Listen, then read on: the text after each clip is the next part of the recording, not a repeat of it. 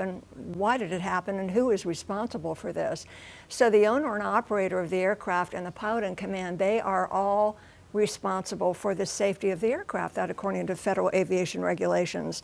The aircraft, or the helicopter, is owned by Meridian Helicopters. They're out of Louisiana, and they're leasing the aircraft to New York Helicopters, a charter scenic tour company.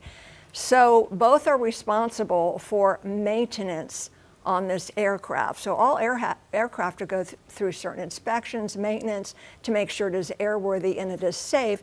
And then the pilot who is flying the plane is ultimately responsible for the safety, to make sure all the inspections are done, maintenance is done, and that all starts with a walk around, a pre-flight check the morning of the flight. So this particular helicopter had 9 flights before the 10th, the accident flight. Flew well for 9 flights.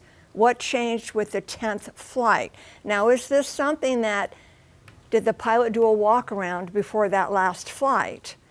Is it something he could have seen? Maybe something cracked? Or is it something invisible only a mechanic would have known?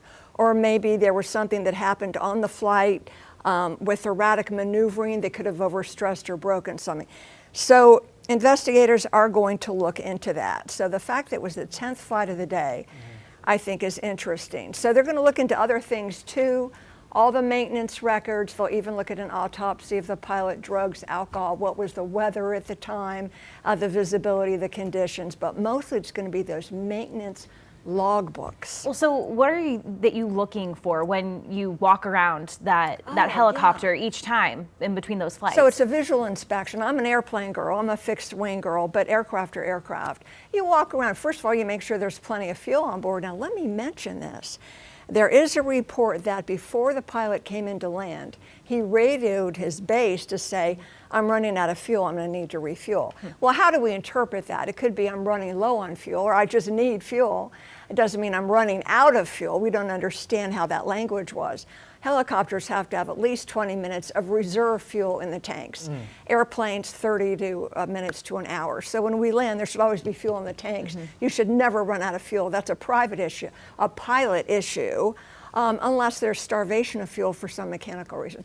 Anyway, Annie, the walk around just to make sure props look good, airplanes look good, tires, brakes look good, plenty of fuel and oil on board, that sort of thing. But if there was a crack or something dangerous that you can't see, that he could see, that would have been caught, right. Or maybe it was something only a mechanic could see. That's interior. That's what the NTSB is going to look into. Right, and we should note that the people on that there, we know it's Siemens executive Augustine Escobar, his wife, their 3 children, and that helicopter pilot. Siemens also has facilities here in Charlotte. Yeah. Our Chief Transportation Correspondent, May K. Beeler. May K, thank you. Thank you.